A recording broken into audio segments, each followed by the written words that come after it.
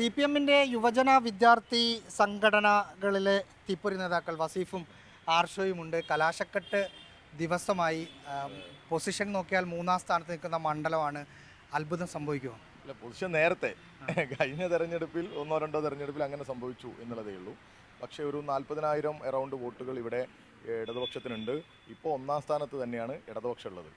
ആ ഒരു മേൽക്കൈ തെരഞ്ഞെടുപ്പിൻ്റെ തുടക്കം മുതൽ ഞങ്ങൾ നിലനിർത്തി പോരുന്നുണ്ട്. പ്രത്യേകിച്ച് ഡോക്ടർ സരിനെ പോലെ വിദ്യാസമ്പന്നനായ ഈ നാട്ടിൽ മതനിരപേക്ഷ ചേരിയോടൊപ്പം നിർണായകമായ ഇടപെടലുകൾ നടത്തിയ പാലക്കാട്ടുകാരനായ ഡോക്ടർ സരിൻ ഏറ്റവും കൃത്യമായി മതനിരപേക്ഷത പറയുന്ന ഒരു മുന്നണിയോടൊപ്പം സ്ഥാനാർത്ഥിയായി സ്വതന്ത്രനായി വന്നപ്പോൾ എല്ലാ വിഭാഗം ജനങ്ങളുടെയും വോട്ട് ആർജിച്ചെടുക്കാൻ നേടിയെടുക്കാൻ പറ്റുന്ന സ്ഥാനാർത്ഥിയായി സരിൻ വന്നു. എല്ലാവരുടെയും സ്വീകാര്യനായി സരിൻ മാറി. അപ്പോൾ സ്വാഭാവികമായിട്ടും വലിയ മാർജിനിൽ ജയിക്കും എന്നുള്ള പ്രതീക്ഷ തന്നെയാണ് ഞങ്ങൾക്കുള്ളത്. മുസ്ലിം ലീഗിൻ്റെ സംസ്ഥാന പ്രസിഡന്റ്, ഒരു രാഷ്ട്രീയ പാർട്ടിയുടെ സംസ്ഥാന പ്രസിഡന്റാണ് പാണക്കാട് സാദിഖ് അലി ശിഹാബ് തങ്ങൾ. ആത്മീയ നേതാവായി കാണുന്ന ആളുകളുമുണ്ട്. അദ്ദേഹത്തെ മുഖ്യമന്ത്രി വിമർശിച്ചപ്പോൾ വലിയൊരു കോലാഹലങ്ങൾ കാണുന്നു. രാഷ്ട്രീയ നേതാവിനെ രാഷ്ട്രീയമായി വിമർശിക്കില്ലേ? ഞങ്ങൾ മതപണ്ഡിതരെ അങ്ങനെ സാധാരണഗതിയിൽ രാഷ്ട്രീയമായി ഞങ്ങൾ വിമർശിക്കുകയോ ആക്രമിക്കുകയോ ചെയ്യാറില്ല. വിഷയങ്ങളുടെ ആസ്പദമാക്കിയുള്ള അഭിപ്രായങ്ങൾ പറയുന്നു. പക്ഷേ എല്ലായ്പ്പോഴും മുസ്ലിം ലീഗിൻ്റെ തലപ്പത്തേക്ക് രാഷ്ട്രീയ ഉത്തരവാദിത്വം നിർവഹിച്ചെത്തുന്ന പാണക്കാട് തങ്ങളുടെ അല്ലെങ്കിൽ പാണക്കാട്ട് കുടുംബത്തിൽ നിന്ന് വരുന്ന ആളുകളെ വിമർശനത്തിന് വിധേയമാക്കിയിട്ടുണ്ട്. രാഷ്ട്രീയമായ വിമർശനമാണ്. പറഞ്ഞത് ശരിയല്ലേ? ഇതേ വിമർശനമല്ലേ സമസ്ത നേരത്തെ ഉന്നയിച്ച്? സമസ്തയ്ക്ക് ലീഗിനോടുള്ള അഭിപ്രായ വ്യത്യാസം എന്താ? ഈ ജമാഅത്തെ ഇസ്ലാമിയുടെ പിറകെ പോകുന്നു എന്നുള്ളതല്ലേ? അത് ലീഗ് മനസ്സിലാക്കണം. ലീഗ് യഥാർത്ഥത്തിൽ പറയുന്നത് എന്താണ്? ജമാഅത്തെ ഇസ്ലാമിയുടെ രാഷ്ട്രീയ പാർട്ടിയാണോ ലീഗ്? അത് മുസ്ലിം സമൂഹത്തെ പ്രതിനിധാനം ചെയ്യുന്നു എന്ന് അവകാശപ്പെടുന്ന പാർട്ടിയാണോ? കേരളത്തിലെ മുസ്ലിം സമൂഹത്തിലെ മൈക്രോ മൈനോറിറ്റി വിഭാഗമാണ് ജമാഅത്തെ ഇസ്ലാമി. ഇവിടെ സുന്നി വിഭാഗമുണ്ട്. സുന്നി വിഭാഗത്തിൻ്റെ 2 പ്രബലമായ സംഘടനയുണ്ട്. തെക്കൻ തിരുവിതാംകൂറിലേക്ക് പോയാൽ ദക്ഷിണ കേരള ജംഇയ്യത്തുൽ ഉലമയുണ്ട്. അത് കഴിഞ്ഞാൽ മുജാഹിദ് വിഭാഗമുണ്ട്. മുജാഹിദിനകത്ത് വ്യത്യസ്ത വിഭാഗങ്ങളുണ്ട്. ഇവരൊക്കെ അല്ലേ മെജോറിറ്റി? ഇനി ഈ വിഭാഗങ്ങളിലൊന്നും പെടാതെ തന്നെ അല്ലാതെ നിൽക്കുന്ന ജനവിഭാഗങ്ങൾ മുസ്ലിം സമൂഹത്തിൽ വേറെയുണ്ട്. എന്തായാലും തന്നെ എങ്ങനെയൊക്കെ എടുത്താലും ജമാഅത്തെ ഇസ്ലാമിയും പോപ്പുലർ ഫ്രണ്ടും മൈക്രോ മൈനോറിറ്റിയാണ്. ഞങ്ങൾ ലീഗിനെ ഓർമ്മിപ്പിക്കാൻ ആഗ്രഹിക്കുന്ന പ്രധാനപ്പെട്ട ഒരു കാര്യം, ജമാഅത്തെ ഇസ്ലാമിൻ്റെ നരേഷനിലേക്ക് ഇവിടുത്തെ മുസ്ലിം സമൂഹത്തെ കൊണ്ട് കെട്ടേണ്ടതുണ്ടോ? SDP ആണ് കേരളീയ മുസ്ലിങ്ങളുടെ ബ്രാൻഡ് അംബാസിഡർ എന്ന് വരുത്തി കൊടുക്കേണ്ട കാര്യമുണ്ടോ? കേരളത്തിലെ മുസ്ലിങ്ങളുടെ മനസ്സെന്താണ്? ഈ ജമാഅത്ത് ഇസ്ലാമിയുടെ കാര്യം പറയുമ്പം അവരെ പറഞ്ഞ് പൊലിപ്പിക്കുന്നുണ്ടോ സി പി എം നേതാക്കളും? ഞങ്ങൾ അത്രക്കുണ്ടോ അവർ? ഇല്ല, അത്രക്കില്ലെന്നാണ് ഞങ്ങൾ ലീഗിനെ ഓർമ്മിപ്പിച്ചുകൊണ്ടിരിക്കുന്നത്. SDP-യും ജമാഅത്തെ ഇസ്ലാമി ഇതുവരെ അവർ മത്സരിച്ചല്ലോ, അവർ ടെസ്റ്റിന് വിധേയരാണല്ലോ. അവർ മത്സരിച്ചിട്ട് വെൽഫെയർ പാർട്ടിക്ക് എത്ര വോട്ട് കിട്ടിയിട്ടുണ്ട്? ജമാഅത്ത് തന്നെ പറയുന്നത് ഞങ്ങൾ കേഡർ സ്വഭാവമുള്ള ഓർഗനൈസേഷനാണ്. അമീർ ഒരു വാക്ക് പറഞ്ഞാൽ അവിടെ നിൽക്കുമെന്നാണ്. അങ്ങനെ അവിടെ നിന്നവരെല്ലാവരും കൂടി ഒരുമിച്ച് വോട്ടിട്ടിട്ട് കേരളത്തിലാകെ എത്ര % വോട്ട് കിട്ടിയിട്ടുണ്ട്?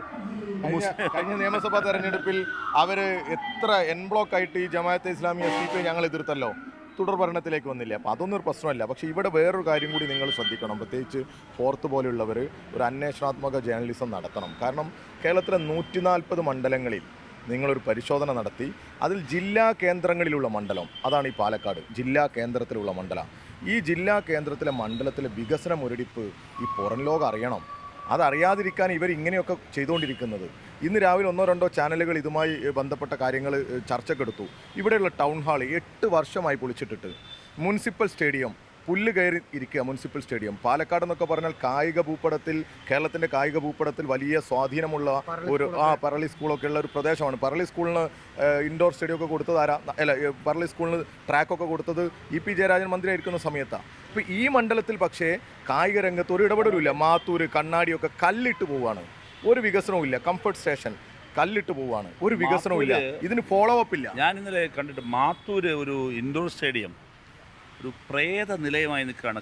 കാടൊക്കെ കയറി സിനിമ, ഈ ഗോഡൗണിലെ സിനിമ ഷൂട്ടിംഗ് ലൊക്കേഷൻ ഉണ്ടല്ലോ, ഈ തല്ല് അടി, ഈ വില്ലൻ തട്ടിക്കൊണ്ട് പോകല്, ബലാത്സംഗ സീൻ, ഇതൊക്കെ എടുക്കാൻ പറ്റിയ അതേപോലെ തന്നെ ടൗൺ ഹാൾ ഇതിനൊക്കെ പറ്റിയൊരു ഫിലിം ലൊക്കേഷൻ പോലെയാണ് മാത്തൂര് കാണുന്നത്. ഈ രാഷ്ട്രീയ നേതാവിനെ വിമർശിക്കുമ്പോൾ ഇത്ര അസഹിഷ്ണുത അത് കാണുന്നതിനെ എന്ത് തോന്നുന്നു?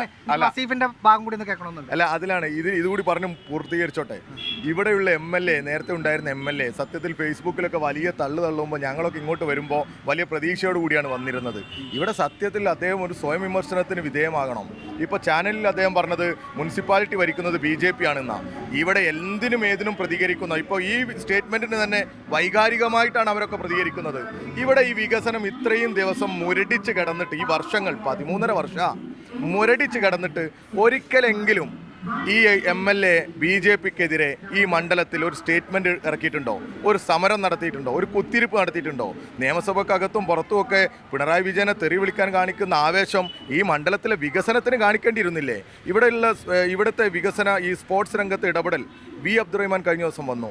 45 കോടി രൂപ ഇവിടുത്തെ ഈ സ്റ്റേഡിയത്തിന് അനുവദിച്ചിട്ട് അതൊന്ന് പൂർത്തീകരിക്കാനുള്ള ഇടപെടലുകൾ, ഫോളോ അപ്പ് എടുക്കാൻ നിങ്ങൾ തയ്യാറാകണമെന്ന് പറഞ്ഞ് ഈ MLAയുടെ പുറകെ നടക്കുക എന്നാണ് പറഞ്ഞത്. അദ്ദേഹം പറഞ്ഞതാ, നിങ്ങൾക്ക് സംശയം വിളിച്ചു ചോദിക്കാം.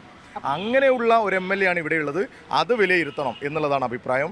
മറ്റത് രാഷ്ട്രീയ നേതാക്കന്മാരെ വിമർശനത്തിന് എല്ലാ കാലത്തും വിധേയരാക്കാറുണ്ടല്ലോ. ഇപ്പം ഞങ്ങളല്ലല്ലോ, ഇപ്പോൾ സമസ്തയല്ലേ മുസ്ലിം ലീഗിൻ്റെ ബാക്ക് ബോൺ? സമസ്തയാണല്ലോ, നിങ്ങൾക്കറിയാമല്ലോ മുസ്ലിം ലീഗിൻ്റെ ബാക്ക് ബോൺ. നിങ്ങളതൊക്കെ ആ പ്രദേശത്ത് പത്രപ്രവർത്തനം നടത്തിയ ആളാണ്. ഈ സമസ്തയുടെ അഭിപ്രായം എന്താ? ഈ ഇപ്പോഴുള്ള മുസ്ലിം ലീഗിൻ്റെ നേതൃത്വം എടുക്കുന്ന സമീപനത്തെക്കുറിച്ച് സമസ്തയുടെ നിലപാടെന്താ? സമസ്തയുടെ നിലപാട് ജമാഅത്തെ ഇസ്ലാമിയുടെ തടവറയിൽ നിന്ന് മുസ്ലിം ലീഗ് മോചിതരാകണം എന്നുള്ളതാണ്. ആ മുസ്ലിം ലീഗിനെ ഈ ജമാഅത്തെ ഇസ്ലാമിയിൽ നിന്ന് മോചിപ്പിക്കണം. അതായത് ജമാഅത്തെ ഇസ്ലാമിയുടെ വലിയ ആൾബലം കണ്ടിട്ടല്ല, അവരുടെ ആശയത്തോടുള്ള എതിർപ്പാണ്. കാരണം മതരാഷ്ട്രവാദമാണ് അവർ മുന്നോട്ട് വെക്കുന്നത്. അത് അപകടകരമാണ്. RSSന് ചൂണ്ടിക്കാണിക്കാൻ എളുപ്പമാണ്. ഈ SDPIയെയും ഈ ജമാഅത്തെ ഇസ്ലാമിയെയും ചൂണ്ടിക്കാണിച്ച് RSSന് വളരാൻ സൗകര്യമാണിവിടെ. ഈ പട്ടണത്തിലല്ലേ കൊലപാതകം നടന്നത് SDPIയുടെ? ഈ ഒരാളെ കൊല്ലാൻ ഇത്ര അധികം ആളൊന്നും വേണ്ട. ചെറിയ ഒരു സംഘടന വിചാരിച്ചാൽ തന്നെ എവിടെയെങ്കിലും പോയി ഒളിച്ചും പാത്തിരുന്ന ഒരാളെ കൊന്ന് കലാപം ഉണ്ടാക്കാൻ സാധിക്കും. അത് നട്ടുച്ചയ്ക്ക്. ഈ സാധാരണഗതിയിൽ ഭയങ്കര അഗ്രസീവാണ് ആർഷോ. പാലക്കാട് പക്ഷേ കുറച്ച് ഭയങ്കര കൂളായ ഒരു സ്ഥലമാണ്. അതുകൊണ്ടാണ് കുറച്ചൊന്ന് ഒതുങ്ങിയിട്ടുണ്ട്. അല്ല, പാലക്കാട് ഭയങ്കര കൂളൊന്നുമല്ല, പാലക്കാട് ഭയങ്കര ഹോട്ടാണ്. പൊതുവെ നിങ്ങളൊക്കെ ഞാൻ ആളുകളുടെ കാര്യമാണ് പറഞ്ഞത്. ആളുകൾ ഭയങ്കര സിമ്പിളാണ്, നമുക്ക് ഇടപെടാൻ ഭയങ്കര കൂളാണ്. അല്ല, നമ്മളൊക്കെ ഭയങ്കര കൂൾ തന്നെയാണ്. നിങ്ങളാണ് വല്ലാത്തൊരു അഗ്രസീവായിട്ടുള്ള ഒരു ഇമേജ് ഉണ്ടാക്കാൻ വേണ്ടി പണിയെടുക്കുന്നത്. ഇങ്ങനെ നല്ല തെരഞ്ഞെടുപ്പ് ഭയങ്കര കൂളായി പോകുന്നു. ഇതിൻ്റെ സ്ഥാനാർത്ഥി പ്രഖ്യാപനത്തിൻ്റെ ഘട്ടം മുതൽ തന്നെ വലിയ മുന്നേറ്റം ഇടതുപക്ഷ ജനാധിപത്യ മുന്നണിയുടെ സ്ഥാനാർത്ഥി ഉണ്ടാക്കി എന്നുള്ളതാണ്. ഇപ്പോൾ ഈ തെരഞ്ഞെടുപ്പ് വരുന്നതിന് തൊട്ട് മുൻപ് വരെ മാധ്യമങ്ങളൊക്കെ സൃഷ്ടിച്ചൊരു പ്രതീതി ഉണ്ടായിരുന്നു, ഇടതുപക്ഷത്തിനോട് കാര്യമായിട്ട് റോളൊന്നും ഇല്ല എന്നുള്ളത്. പക്ഷേ ഈ ഒരു ഘട്ടം എത്തുമ്പോൾ മുഖ്യധാരാ മാധ്യമങ്ങളെ കൊണ്ടൊക്കെ ഇതൊരു ത്രികോണ മത്സരമാണ് എന്ന് പറയിപ്പിക്കാൻ സാധിച്ചിട്ടുണ്ട് എങ്കിൽ അതിൻ്റെ അപ്പുറത്തേക്ക് മുന്നേറ്റം ഉണ്ടാക്കിയത് പറയാനൊരു ചമ്മൽ നേരത്തെ പുറകിലാണെന്ന് പറഞ്ഞ ആളുകൾക്കുണ്ടാകും. അപ്പോൾ വലിയ മുന്നേറ്റം ഇതിനോടകം തന്നെ ഉണ്ടാക്കിയിട്ടുണ്ട് ഇടതുപക്ഷ സ്ഥാനാർത്ഥി. ഇതിനപ്പുറത്തേക്ക് ഞങ്ങൾ ഈ നാട്ടിൽ ഈ തെരഞ്ഞെടുപ്പ് ക്യാമ്പയിനിലുടനീളം ഈ മണ്ഡലത്തിലെ വോട്ടർമാർക്ക് കൊടുത്തുകൊണ്ടിരിക്കുന്ന ഉറപ്പ് അവർ വലിയ അസംതൃപ്തിയിലാണ്.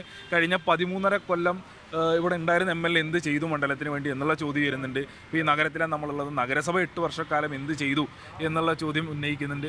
ഞങ്ങൾ കൊടുത്തുകൊണ്ടിരിക്കുന്ന ഉറപ്പ് 1.5 കൊല്ലാണ് ബാക്കിയുള്ളത്. 13.5 കൊല്ലം കൊണ്ട് ഇവിടുത്തെ ജനപ്രതിനിധിക്ക് ചെയ്യാൻ കഴിയാതിരുന്നത് 1.5 കൊല്ലം കൊണ്ട് ചെയ്ത് പൂർത്തീകരിക്കുമെന്നാണ്. ഹൈപ്പിൻ്റെ കാര്യം പറഞ്ഞല്ലോ. യഥാർത്ഥത്തിൽ 3 തെരഞ്ഞെടുപ്പ് നടന്നത് വയനാട്, ചേലക്കര. ഇവിടെ യഥാർത്ഥത്തിൽ എല്ലാവരും പ്രതീക്ഷിച്ചിരുന്ന ഫോക്കസ് പോയിന്റ് എവിടെയായിരിക്കും? വയനാടായിരിക്കും എന്നല്ലേ? പ്രിയങ്ക വരുന്നു, പക്ഷേ ആ ഫോക്കസ് അവിടെ നഷ്ടപ്പെട്ടെ. പറയുന്നത് ഞങ്ങൾ ഫോക്കസ് ചെയ്തത് ചേലക്കരയിലാണ്, ഞങ്ങൾ പിടിക്കാൻ പോകുന്നത്. അങ്ങനെയല്ല, തിരഞ്ഞെടുപ്പിൽ ഫോക്കസ് അല്ല ഞാൻ പറയുന്നത്. മീഡിയ അറ്റൻഷൻ വരേണ്ടത് എവിടെയായിരുന്നു? പ്രിയങ്ക ഗാന്ധിയുടെ കന്നി മത്സരം എന്ന നിലയിൽ ഭയങ്കര പൊളിറ്റിക്കൽ ഇതുള്ളതല്ലേ, നാഷണലി തന്നെ. പക്ഷേ എന്നിട്ട് എങ്ങനെ മാറി? അത് മാറ്റിയത് സരിനാണ്. സരിൻ എൻ്റർ ചെയ്തതോടുകൂടിയാണ് ഈ 3 തെരഞ്ഞെടുപ്പുകളുടെ തന്നെ വാർത്താ കേന്ദ്രമായി പാലക്കാട് മാറിയത്. സരിൻ അവിടെ തന്നെ വിജയിച്ചു.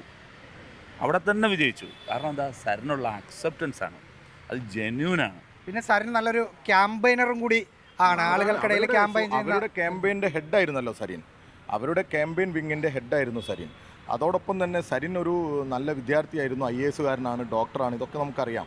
അങ്ങനെ ഒരു സരിനാണ് ഞങ്ങളോടൊപ്പം വന്ന് ഈ പാലക്കാട് പ്രത്യേകിച്ച് RSSന്. സരിൻ പറയുന്നത് നിങ്ങളുടെ സൈബർ പടയൊന്നും അല്ല എന്നാണ് ഇപ്പോൾ ഇവിടെ വന്നപ്പോൾ മനസ്സിലായി. അമ്മാതിരി ഉപദ്രവമാണ്. സരിൻ്റെ പഴയ സഹപ്രവർത്തകർ. അത് തീർച്ചയായിട്ടും കൈ കൊടുക്കാൻ പോലും മടി കാണിക്കുന്ന ഒരു മനോഭാവമല്ലേ? കൾച്ചറിൻ്റെ പ്രശ്നമാണ്. ഇപ്പോൾ മരിച്ചുപോയ കല്യാണിക്കുട്ടി അമ്മേനെ ചീത്ത വിളിക്കാൻ അമ്മാതിരി സൈസ് ഞങ്ങളുടെ കൂട്ടത്തിലില്ല. ഞങ്ങളെ കൊണ്ടത് സാധിക്കത്തില്ല, ഞങ്ങൾ കൂട്ടിയാൽ കൂടില്ല. അതൊരു കൾച്ചറിൻ്റെ പ്രശ്നമാണ്. ഇപ്പോൾ വി ഡി സതീശനെ സുധാകരൻ വിളിച്ചത് നമ്മളെ കൊണ്ട് പറ്റൂല. പിന്നെ സതീശൻ ഫേസ്ബുക്കിൽ അവരുടെ സ്കൂൾ പറയാണ് സതീശൻ നിങ്ങളുടെ ഒരു സ്പേസിലേക്ക് സരിനും കൂടി വരികയാണ്. അതിൻ്റെ അകത്തൊരു ഇടമുണ്ടോ? തീർച്ചയായും ഞങ്ങളുടെ ടീമിന്റെ ഭാഗമായി സരിൻ വന്നതിന്റെ അല്ല, ഈ പുതിയ സ്പേസിലേക്ക് വരികയാണോ അതോ ആരെങ്കിലും ഒരാൾ ബാക്കിലേക്ക് പോയിട്ട് അതിലേക്ക് അങ്ങനെയില്ല. ഞങ്ങളുടെ ടീമിലേക്ക് ഒരാൾ വരുമ്പോൾ ഞങ്ങളുടെ ബലം കൂടുകയാണ്. അപ്പൊ ഞങ്ങളൊക്കെ അതിങ്ങനെ നോക്കി നിൽക്കായിരുന്നു. നിങ്ങൾ സരിൻ വരുമ്പം നിങ്ങളൊക്കെ ആണല്ലോ യൂത്തിന്റെ നേതാക്കള്, നിങ്ങൾ എന്തായിരിക്കും, എങ്ങനെയായിരിക്കും? ഞങ്ങൾ ആലോചിച്ചു. ഞങ്ങൾ DYFIയുടെ ഞാൻ തമിഴ്നാട്ടിലെ യാത്ര നടത്താണ്. ഗോവിന്ദൻ മാഷിൻ്റെ വാർത്താ സമ്മേളനത്തിന് തൊട്ടു പിന്നാലെ ഞാൻ യാത്രക്കിടയിൽ കാറിൽ തന്നെ വീഡിയോ ഷൂട്ട് ചെയ്ത് വീഡിയോ പ്ലേസ് ചെയ്തു. ഇവർ രണ്ടുപേരും കേരളത്തിൻ്റെ പല ജില്ലകളിലായിരുന്നു. പിറ്റേ ദിവസം ഇവിടെ പാഞ്ഞെത്തി. സരിനെ സ്വീകരിച്ചുള്ള റോഡ് ഷോയിൽ സരിനൊപ്പം ജീപ്പിൽ ഇവർ രണ്ടുപേരുണ്ടായിരുന്നു. ഞങ്ങൾ കൊടുത്തൊരു കൃത്യമായ മെസ്സേജാണ്. കാരണം കോൺഗ്രസ് അല്ല ഞങ്ങൾ ഈ കഴിവുള്ള ഒരാളെ കോൺഗ്രസിനകത്ത് വെച്ച് വഴിക്കില്ല. ഞങ്ങൾ സരിനിലൂടെ പറയുന്നതെന്നറിയാമോ? നിങ്ങൾ പറഞ്ഞില്ലേ സരിൻ കൂടി വരുമ്പോൾ എങ്ങനെയെന്ന്. സരിൻ മാത്രമല്ല, കഴിവുള്ളവരെ വരൂ ഇതിലേ എന്ന് ഞങ്ങൾ പറയാണ്. ആത്മവിശ്വാസത്തോടെ ഇവിടെ നിൽക്കാം. അതായത് പകുതി വഴിക്ക് വന്നു സന്ദീപ്, എന്നിട്ട് വല പൊട്ടിച്ചു. ഇല്ല, നമ്മള് നിലപാടിന്റെ പ്രശ്നമാണ്. അപ്പൊ സന്ദീപിനെ പോലൊരാളെ ഇടതുപക്ഷത്തിന് ഉൾക്കൊള്ളാൻ കഴിയുമോ? സന്ദീപ് നിലപാട് തിരുത്തിയിട്ടല്ല അവിടെ പോയത്. സന്ദീപ് BJP നിലപാട് ശക്തമായി, RSSന്റെ നിലപാട് കോൺഗ്രസിൽ കൂടി നടപ്പാക്കുകയാണ് ഇപ്പോൾ അവിടെ ചെയ്യുന്നത്. സന്ദീപ് പോയതിന്റെ മാറ്റമാണ് ഇന്നലത്തെ സുധാകരന്റെ പ്രസ്താവന. നിങ്ങൾ കണ്ടല്ലോ, 1992 ബാബറി മസ്ജിദിന്റെ ധ്വംസനം അതൊക്കെ ജാംബവാൻ കാലത്താണ് എന്ന് 2 ദിവസം കൊണ്ട് വാര്യരുടെ ക്യാമ്പ് അവിടെ തുടങ്ങിയപ്പോൾ തന്നെ സുധാകരൻ മാറി. ഇനിയിപ്പോൾ ഗാന്ധിയെ കൊന്നതിനെ കുറിച്ചൊക്കെ സുധാകരൻ എന്ത് പറയാൻ? അതൊക്കെ 48-ലെ കാര്യമല്ലേ? അതൊക്കെ നമ്മൾ പറയേണ്ടതുണ്ടോ? അപ്പോൾ RSS നടത്തിയിട്ടുള്ള അങ്ങേയറ്റത്തെ ക്രൂരതകൾ, ഗുജറാത്ത് കലാപത്തെക്കുറിച്ച് ഇനി ഓർമ്മിക്കണ്ട എന്ന് പറയും. ഇനി ഗുജറാത്ത് കലാപം ഓർമ്മിക്കപ്പെടുന്ന ഒരു കാര്യമായിട്ട് കോൺഗ്രസ് കാണില്ല, ഗാന്ധി വധം കാണില്ല, ഇനി ബാബറി ധ്വംസനം കാണേണ്ടതില്ല എന്ന് പറഞ്ഞു. അപ്പോൾ അതാണ് അവിടെ വന്നുകൊണ്ടിരിക്കുന്ന വാരിയർ ഗ്രൂപ്പ് വരുമോ? AI കോൺഗ്രസിനകത്ത് വാര്യർ ചേർന്നു എന്നാണ് വാർത്ത. കോൺഗ്രസിന് ഏത് ഗ്രൂപ്പിൽ ചേർന്നു എന്ന് കൂടി അല്ല, ഇനിയിപ്പോ കോൺഗ്രസ് അല്ല, ആ കോൺഗ്രസിലെ RSS ഗ്രൂപ്പ് കൂടുതൽ ശക്തിപ്പെടും. അതായിപ്പോ കാണുന്നത്. ആള് VD സതീശൻ RSSന്റെ സ്ഥാപക നേതാവിന്റെ ജന്മശതാബ്ദി ആഘോഷം ഉദ്ഘാടനം ചെയ്യാൻ പോയ ആളാണ്. അത് അങ്ങനെ ക്ഷണിക്കപ്പെട്ട ഒരാൾ. മറ്റൊരാൾ RSSന്റെ ശാഖ കാവൽ നിന്ന ആള്. മറ്റേ ആള് ധർമ്മരാജിൽ നിന്ന് 4 കോടി കൈകൊണ്ട് വാങ്ങിയ ആള്. ഇപ്പൊ 4 കോടി കുഴ വാങ്ങിയ ആള്. ഈ തെരഞ്ഞെടുപ്പിൽ ലാസ്റ്റ് രണ്ട് പ്രധാനപ്പെട്ട പ്രശ്നങ്ങളുണ്ട്. സനോജ് പറഞ്ഞ 4 കോടി കൊടുത്തു എന്ന് പറഞ്ഞിട്ട് ഈ നിമിഷം വരെ ഷാഫി പറമ്പിലും MP ഒരു ഡിഫോമേഷൻ നോട്ടീസ് അയച്ചിട്ടില്ല. രണ്ട് ഗൗരവശുഭമുള്ള. പക്ഷെ അതിനകത്തൊരു സാധനം എന്ന് വെച്ചാൽ അതിനൊക്കെ ഇങ്ങനെ നമ്മളൊക്കെ എതിരെ ഒരാളൊരു സാധനം പറയുമ്പോൾ അതിനെല്ലാം അങ്ങനെ ഒരു സാധനം ഞങ്ങൾ ഷാഫിയോട് ചോദിച്ചപ്പോൾ ഷാഫി അങ്ങനെയല്ല. ഒന്നത് ഞങ്ങൾ കാണുന്ന അങ്ങനല്ലത്. ഇതിലിപ്പോൾ പെട്ടിയുടെ വിഷയത്തിൽ ഇതേ ആളുകൾ എന്താ പറഞ്ഞത്? നുണ പരിശോധനയ്ക്ക് വരെ ഞങ്ങൾ തയ്യാറെന്നല്ലേ? ആ നെഞ്ചു വിരിച്ചിൽ ഇതിൽ കണ്ടില്ല. അമ്മാതിരി കോൺഫിഡൻസ് ആയിരുന്നു. അപ്പൊ മറ്റേ കോൺഫിഡൻസ് ഇല്ലെന്നല്ലേ? കോൺഫിഡൻസ് ആ പണപ്പെട്ടി അവർക്ക് കടത്താൻ വേണ്ടി കഴിഞ്ഞു. മറ്റേതെന്താണ്, നേരിട്ട് വാങ്ങിയിട്ടുണ്ട്. ഇതിൽ അതിന്ന് വല്ല സന്ദീപിന് കൊടുത്തിട്ടുണ്ടാവോ? അതൊക്കെ വേറെ പറയട്ടെ. ഇനി ഞാൻ പറഞ്ഞത് രണ്ടാമത്തെ കാര്യം കേട്ടോ. ഒന്നിത്. രണ്ട്, തിരഞ്ഞെടുപ്പ് തീരുമ്പോഴും എന്തുകൊണ്ടാണ് UDF സ്ഥാനാർത്ഥി K കരുണാകരൻ്റെ സ്മൃതി മണ്ഡപത്തിൽ ഇതുവരെ പോകാത്തത്? ഞങ്ങൾ കരുതി ഇന്നലെയെങ്കിലും പോകുന്നതാണ്. ചേലക്കര വരെ അദ്ദേഹം പോയിട്ട് അങ്ങോട്ട് പോയില്ല. കേമ മൊത്തത്തിലൊരു ഇടത്തൂടാണ്. ഇത് എറണാകുളം ബൈ ഇലക്ഷൻ നടക്കുമ്പോഴാണ്, അന്നും ഒരു സ്വതന്ത്ര ചിഹ്നമായിരുന്നു. K കരുണാകരൻ പറഞ്ഞു എല്ലാവരും TV കാണണം എന്ന് പറഞ്ഞു. അന്ന് സെബാസ്റ്റ്യൻ പോളിൻ്റെ തിരഞ്ഞെടുപ്പ് ചിഹ്നം TV ആയിരുന്നു. ഇന്നലെ അദ്ദേഹം ഒരു ഫേസ്ബുക്ക് പോസ്റ്റ് ഇട്ടു. കെ മുരളീധരൻ യഥാർത്ഥം എന്നറിയാമോ സംഭവിക്കുന്ന കാര്യം ഞാൻ പറയാം. അതെ, കോൺഗ്രസിനകത്ത് ഈ സന്ദീപ് വാര്യരെ എടുത്തത് ഉൾപ്പെടെ എല്ലാ കാര്യങ്ങളിലും വിയോജിപ്പുണ്ട്. ഈ വിയോജിപ്പ് പൊട്ടിച്ച് പുറത്തു വരാൻ അല്ലെങ്കിൽ സ്വതന്ത്രമായ അഭിപ്രായ പ്രകടനം നടത്താൻ KM-ന് മാത്രമേ ധൈര്യം കാണിക്കുന്നുള്ളൂ. മറ്റു പലരും ധൈര്യം കാണിക്കുന്നില്ല. അതായത് ഞങ്ങളൊരു കാര്യം പറഞ്ഞില്ലേ, ഒരു പാർട്ടിയിൽ നിന്ന് അകത്ത് നിൽക്കുമ്പോൾ അവിടെ തന്നെ നിൽക്കണം, വരൂ എന്നൊക്കെ പറയുന്നത് രാഷ്ട്രീയമായി ശരിയല്ല. പുറത്ത് വന്നു കഴിഞ്ഞാൽ ഞങ്ങളുടെ പൊതുനിലപാടിതാണ്. വിദ്വേഷ പ്രസംഗം നടത്താത്ത, സമൂഹത്തെ വിഭജിക്കാത്ത കഴിവുള്ളവരെ വരൂ ഇതിലെ. പിന്നെ നേരത്തെ സനോനോട് ചോദിച്ചല്ലോ പാതി വഴിയിൽ വന്നിട്ട് സന്ദീപ് വാര്യരുടെ കാര്യത്തിൽ, ഞങ്ങളൊന്ന് കൈ കൊടുക്കാൻ വേണ്ടി ഒന്ന് നിന്ന് വിരൽ കൊടുത്താൽ നമ്മളോട് നിൽക്കില്ലേ? കേരളത്തിൽ പാർട്ടി മാറാൻ തീരുമാനിക്കുന്ന ആളുടെ ലാസ്റ്റ് ചോയ്സാണ് കോൺഗ്രസ്, ഫസ്റ്റ് ചോയ്സ് അല്ല. അത് ഹരിയാനകരിക്കുന്നത് എല്ലാവർക്കും അറിയാം. പറക്കും തളികയാണ് ഏത് കോൺഗ്രസ്. ആ പറക്കും തളികയിലേക്ക് കയറണമെങ്കിൽ മറ്റൊരു മാർഗവും ഇല്ലാത്ത എലികൾ കയറിയിരിക്കുന്ന സ്ഥലമാണ്. മറ്റൊരു പ്രാണിയാ പറഞ്ഞത്, എലികൾ കയറിയിരിക്കുന്ന പറക്കും തളിക സിനിമ കണ്ടില്ലേ? ആ എലികൾ വാഴുന്ന കേന്ദ്രത്തിലേക്കാണ് ഇദ്ദേഹം ചെന്നത്. ഇയാൾ പൂച്ചയാവോ എലിയാണോ? നല്ല ബസ് ഒരുപാട് വരുമ്പോൾ ഇവിടെ ഉണ്ട്. ഒരു മനുഷ്യനെ, ഒരു നിരന്തരം വർഗീയവാദ കാര്യങ്ങൾ പറഞ്ഞുകൊണ്ടിരുന്ന ഒരു മനുഷ്യനെ നിങ്ങളൊന്നും നന്നാക്കാൻ സമ്മതിക്കൂലേ? അങ്ങനെ നന്നാവോ? ഇപ്പൊ കർണാടകയിൽ നിന്ന് പുറത്തിരുന്ന് VD സതീശനും K സുധാകരനും ആണെന്നുള്ളതാണ് വിഷയം. ഇവരാണ് ഇദ്ദേഹത്തെ നന്നാക്കാൻ പോകുന്നത്. ഇനി ഇവിടെ കേരളത്തിലെ കോൺഗ്രസും RSSും രണ്ടായി നിൽക്കേണ്ട ആവശ്യം വരില്ല. ഒരു ഘട്ടം കഴിഞ്ഞാൽ കോൺഗ്രസും RSSും ലയിക്കും. മറ്റു സ്ഥലങ്ങളിൽ നമ്മൾ കണ്ടതുപോലെ ആ ലയന പ്രക്രിയ നടന്നു കഴിഞ്ഞാൽ സന്ദീപ് വാര്യർ ആയിരിക്കും ഒരു എക്സ്പീരിയൻസ്ഡ് ലീഡർ. കാരണം ശാഖയിൽ പോയ ആൾ സന്ദീപ് വാര്യർ ആണല്ലോ, അപ്പോൾ അദ്ദേഹം എക്സ്പീരിയൻസ്ഡ് ലീഡർ ആവും. സതീശൻ അതോടൊപ്പം നിൽക്കും ചെയ്യും. പണ്ട് കോൺഗ്രസിനുള്ളിൽ ഒരു സോഷ്യലിസ്റ്റ് ഗ്രൂപ്പ് ഉണ്ടായിരുന്നു, അതുപോലെ കോൺഗ്രസിനുള്ളിൽ ഇപ്പോഴത്തെ RSS ഗ്രൂപ്പാണ് ഇത്. കോൺഗ്രസിനകത്ത് സോഷ്യലിസ്റ്റ് ഗ്രൂപ്പുണ്ട്, അവരെല്ലാം വെളിയിലോട്ട് വന്നുകൊണ്ടിരിക്കുക. അതുകൊണ്ടാണ് സരൻ വന്നത്. കോൺഗ്രസിനകത്ത് അവശേഷിക്കുന്ന സോഷ്യലിസ്റ്റ് ഗ്രൂപ്പുകാരോട് അല്ലെങ്കിൽ നെഹ്റുവിയൻ ആശയഗതിക്കാരോട് ഞങ്ങൾ ഇങ്ങോട്ട് വരാൻ പറയാണ്. കോൺഗ്രസിനകത്തുള്ള വല്ലഭായ് പട്ടേൽ ഗ്രൂപ്പുകാരോട് അവിടെ തന്നെ തുടരുകയും. അതാണ് ഇപ്പോൾ ഈ പറഞ്ഞത്. അതിൻ്റെ നേതാവായി മറ്റേ ആൾ വരും. ഇവരോട് മൂന്നുപേരോടും ചോദിക്കാനുള്ളത്, ഇപ്പം സരിൻ നിയമസഭയിലേക്ക് കയറുകയാണ്, പിന്നെ 2026 കൂട്ടായിട്ട് ഇപ്പം MP ആയിട്ട് ചോദിക്കുന്നില്ല, കൂട്ടായിട്ട് വസീഫും ആർഷോയും സനോജും ഒക്കെ കയറണ്ടേ? ഞങ്ങളുടെ രാഷ്ട്രീയം 2026 ഈ കേരളം നയിക്കും. അതാണ് അല്ല, നിങ്ങൾക്കും കൂടെ ഒരു സരിനൊരു കമ്പനി കൊടുക്കേണ്ടത്. ഞങ്ങൾ വ്യക്തികളല്ലല്ലോ നമ്മൾ അതിനെ കാണുന്നത്. നമ്മളിപ്പോ DYFIയുടെ ഭാരവാഹികളാണ്. ഇപ്പോൾ DYFIക്ക് ഒരു പരിപാടിയുണ്ട്. DYFI ഒരു സ്വതന്ത്ര സംഘടനയാണ്. പക്ഷേ DYFI എന്നുള്ള സ്വതന്ത്ര സംഘടന ഇവിടെ ഇടതുപക്ഷ രാഷ്ട്രീയം വരണമെന്ന് ആഗ്രഹിക്കുന്നു. അതിനുവേണ്ടിയാണ് ഞങ്ങൾ പ്രവർത്തിക്കുന്നത്.